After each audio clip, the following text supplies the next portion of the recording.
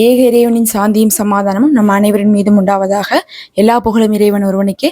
போர் தொடங்கி 228 நாளையும் கடந்து போய் கொண்டிருக்குது. இன்னைக்கு வந்த சில முக்கியமான நிகழ்வுகளை பற்றி பார்க்கும்போது, நெத்தனியாவுக்கு எந்த நொடி வேணாம் அரசு வாரண்ட் வரலாம் அப்படிங்கக்கூடிய ஒரு விஷயம் வந்திருக்கு. அதனால காங்கிரஸ்ல போய் பேச இருந்த நெத்தனியாகு எடுத்த முடிவை பார்க்கலாம். அதே போல இன்னைக்கு பார்த்தா சுஜாயால 3 படைகள் வீடுகளுக்குள்ள சிக்கி முற்றிலுமாக அழிந்திருக்காங்க. அதை பற்றிய தகவல் பார்க்கலாம். இன்னும் நிறைய முக்கியமான விஷயம் இருக்கு. அனைத்தையும் ஒரு தொகுப்பாக பார்க்கலாம். மறக்காம சப்ஸ்கிரைப் பண்ணிக்கோங்க. முதல்ல காசாவுடைய நிலவரம் எப்படி இருக்குன்னு பார்க்கலாம். நம்ம தொடர்ந்து சொல்லி கொண்டிருக்கோம், அங்க இருக்கக்கூடிய மக்களை இடம் மாற சொல்லிட்டே இருக்கிறாங்க. அவங்க தொடர்ந்து இடம் மாறிட்டே இருக்காங்க இந்த 9 மாசத்துலன்னு சொல்லி. அதுல இதோட 10வது தரையாக அந்த மக்கள் மறுபடியும் இடம் மாறி இருக்காங்க. ஒரு இடத்தை விட்டு இன்னொரு இடம் மாறுவதுங்கிறது ரொம்பவே அங்க கஷ்டமான காரியமாக இருக்கு. எந்த சௌரியம் இல்லாம வெறும் டென்ட் போட்டு அங்கங்க சில பொருட்களை சமைக்கிறதுக்காகவும் தூங்குறதுக்காகவும் வச்சுட்டு அவங்க அங்க இருக்கிறாங்க. அதுல இடம் மாற சொல்லும் போது எந்த ஒரு வண்டியும் இல்லாம அவர்கள் நீண்ட தூரமாக வேற ஒரு பகுதிக்கு சென்று இப்ப மறுபடியும் டென்ட்டுகளை எல்லாம் அமைத்து இருக்கக்கூடிய நிலைமை வந்திருக்குது. இந்த மாதிரி 10 தடவை அவர்கள் இதோட மாறிட்டாங்க. அப்படிதான் அங்கிருந்து இடம் மாற சொல்றாங்களே, அதனால அந்த மக்களுக்கு சேஃபான்னு பார்த்தா இவங்க இடம் மாற சொல்லிட்டு அந்த மாறின இடத்துலதான் குண்டு போட்டுட்டு இருக்காங்க.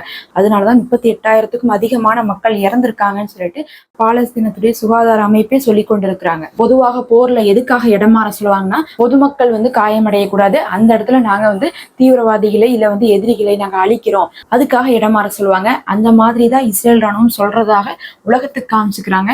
ஆனா அது அவர்களுடைய நோக்கம் கிடையாது.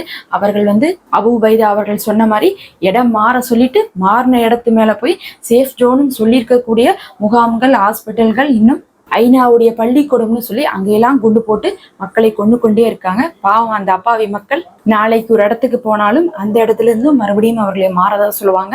வெறும் அந்த 40 கிலோமீட்டருக்குள்ள சுத்தி அவங்க மாறிட்டே இருக்கிறாங்க இந்த 9 மாசமாக. அதுலயும் ரொம்ப முக்கியமாக இன்னைக்கு அல் ஜசீரா ஒரு புகைப்படத்தை விட்டுருக்காங்க. காசாவுடைய மேப் போட்டுட்டு அந்த 40 கிலோமீட்டர்ல இருக்கக்கூடிய பகுதியில வடக்கு, தெற்கு, நடுப்பகுதி எல்லாத்தையுமே போட்டுட்டு அதுல இந்த 4 நாள்ல மட்டும் தாக்குதல் நடத்தப்பட்ட இடத்தை காட்டுறாங்க. ஒட்டுமொத்த மேப்புமே அந்த தாக்குதல் நடத்தப்பட்ட இடத்துல கவர் ஆயிடுச்சுன்னு சொல்லணும். 4 நாள்ல 4 ஸ்கூலை தாக்கியிருக்காங்க. சனிக்கிழமை பார்த்தா நுசைராத் முகாம்ல இருக்கக்கூடிய அந்த பாடசாலை மேல தாக்குதல் நடத்தப்பட்டிருக்கு.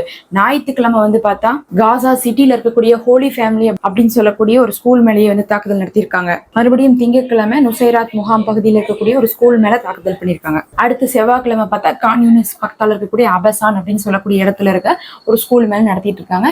4 நாளும் 4 பள்ளிகள் மேல இவங்க தாக்குதல் நடத்துறதுல ஒவ்வொரு இடத்துலயும் அங்கிருந்த மக்கள் பல நபர்கள் இறந்திருக்காங்க. அங்க குழந்தைகள் மட்டும் இல்ல, பெண்கள், ஆண்கள் சொல்லி அனைவருமே இருந்திருக்காங்க. ஏன்னா பொதுமக்களுக்கு வாழக்கூடிய இடம் அப்படிங்கிறது அங்க ஹாஸ்பிட்டலு, முகாம்கள், பள்ளிக்கூடம், இது 3 தான் இருக்கு. அதை தவிர அவர்கள் எங்கேயும் போய் வாழ முடியாது. அதனால கடைத்த பில்டிங்ல அவங்க வாழ்ந்துட்டு இருக்காங்க. இந்த இடத்தையெல்லாம் தான் நீங்க இடம் மாறி போங்க, அங்கதான் சேஃபா இருக்குன்னு சொல்லி இஸ்ரேல் ராணுவம் அனுப்பி வச்சுட்டு அனுப்புனதுக்கு அப்புறம் அந்த இடத்துக்கு வந்ததுக்கு அப்புறம் இவங்க தாக்குதல் பண்ணியிருக்காங்க. இவர்களை விட ஒரு கோழைத்தனமான ராணுவம் வேற எதுவுமே இருக்காது. இத்தனை கொடூர தாக்குதலை பண்ணிட்டு இருக்காங்க. இருந்தாலும் இவர்களை நல்லவர்களாக உலகத்துக்கு காட்டணும் அப்படிங்கிறதுக்காக என்ன பண்ணிருக்காங்க, அமெரிக்காவுடைய காங்கிரஸ்ல நெத்தனியாவுக்கு அழைப்பு கொடுத்திருக்காங்க பேச சொல்லி.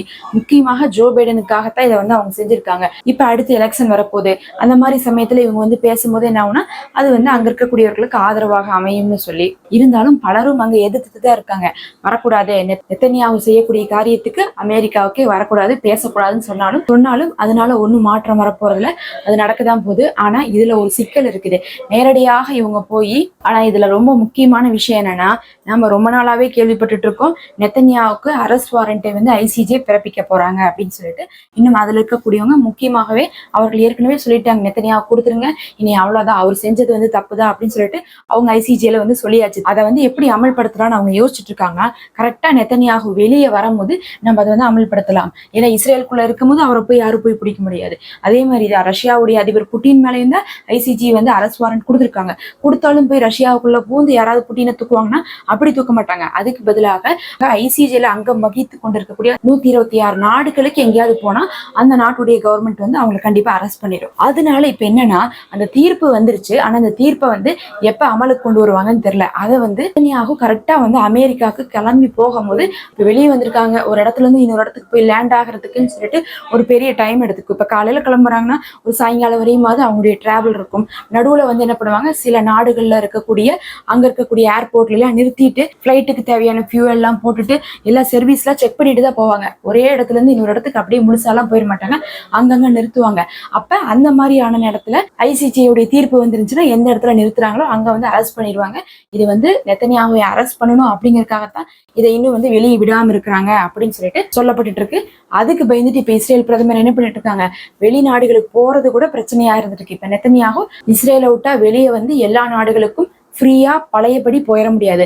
அதுவும் வந்து இப்ப பிரதமராக இருந்து கொண்டிருக்கும் போதே கூட மற்ற நாடுகளுக்கு சுதந்திரமாக போக முடியாத நிலைமை இப்ப ஏற்பட்டிருக்கு. அதனால அவங்க வேற எந்த இடத்துல எல்லாம் நம்ம நிறுத்த முடியும், யார் வந்து நமக்கு சப்போர்ட்டா இருப்பாங்க, நம்மளை அரெஸ்ட் பண்ண மாட்டாங்க, அரெஸ்ட் வாரண்ட் வந்துட்டா கூட அப்படிங்கிறதே அவங்க பாக்குறாங்க. அப்படி பார்க்கும்போது ஐரோப்பிய நாடுகள்ல இருக்கக்கூடிய ஹங்கேரி மற்றும் செக்குடி இவங்க வந்து பாத்தீங்கன்னா இவர்களுக்கு ஆதரவாக இருப்பாங்க. இஸ்ரேலுடைய அங்க ராணுவ தளம் அதெல்லாம் இருந்துட்டு இருக்குது, தூதரகம் எல்லாம் இருந்துட்டு இருக்கு. அதனால அவங்களுக்குள்ள ஒரு நல்ல உறவு இருக்கு.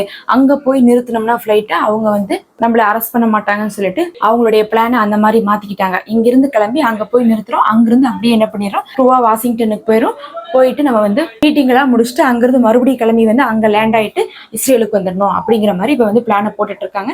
அந்த அளவுக்கு நெத்தனியாகு இன்னைக்கு பதவியில இருக்கும் போதே வந்து வெளிநாடுகளுக்கு போக முடியாத அளவுக்கான எதிர்ப்பு இன்னைக்கு உலக நாடுகளுக்கு மத்தியில சந்திச்சிருக்காங்க.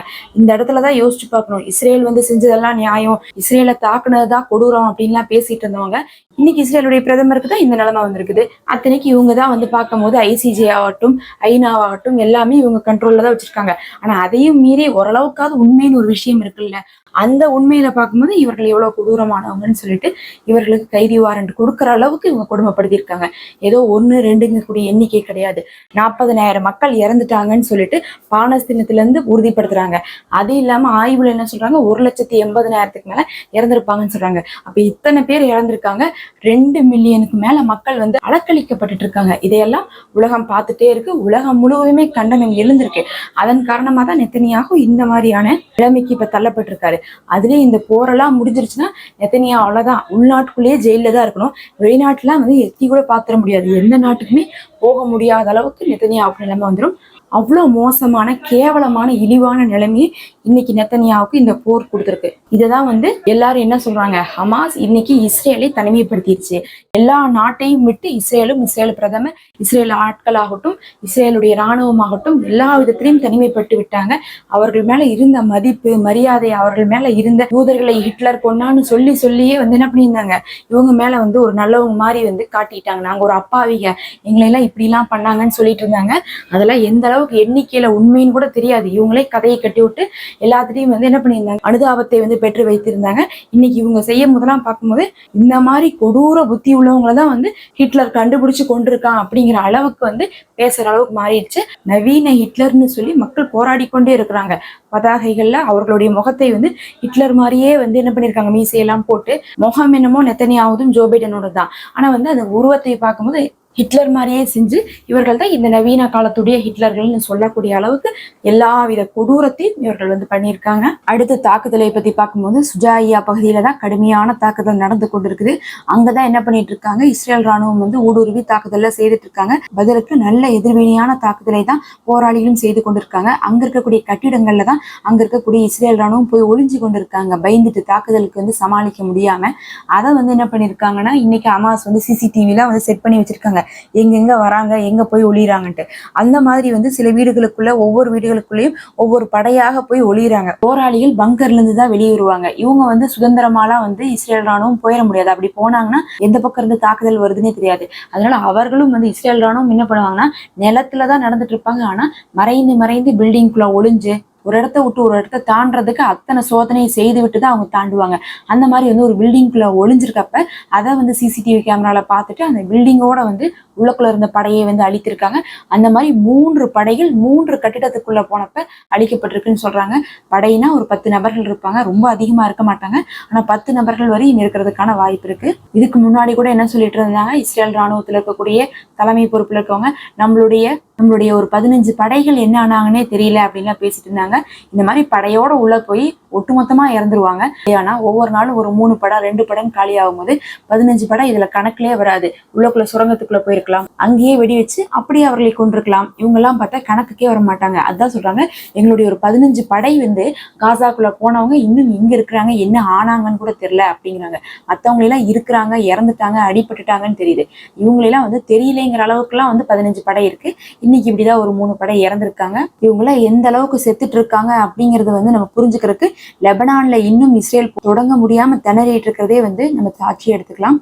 அதுலயும் இவங்க இந்த அளவுக்கு அதுலயும் காசாக்குள்ள எந்த அளவுக்கு அவங்க இறந்துட்டு இருக்காங்க அப்படிங்கிறதை புரிஞ்சுக்கிறதுக்கு இப்ப சமீபமாக பார்த்தா தொடர்ந்து இஸ்ரேல் ராணுவத்துல இருந்து அவர்களுடைய ஊடகத்துக்கே ராணுவ அதிகாரிகள்லாம் பேட்டி அளித்துட்டே இருக்காங்க.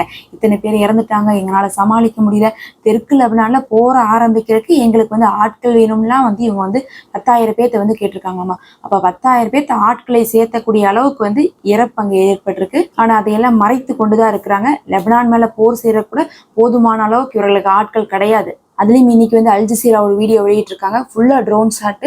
ஆனா இது எங்கன்னு பாத்தீங்கன்னா மேற்கு கரையில மெயின் ரோடுகளை கூட குடைந்து எடுத்திருக்காங்க இஸ்ரேல் ராணுவம். அங்கேயும் இப்ப என்ன பண்ணிட்டு இருக்காங்க, இந்த மாதிரி அழிக்கிறக்கான சில வேலைகளை ஈடுபட்டு இருக்காங்க. பாலஸ்தீன மக்கள் மட்டுமே இருக்கக்கூடிய பகுதிகள்னு அங்க இருக்கு.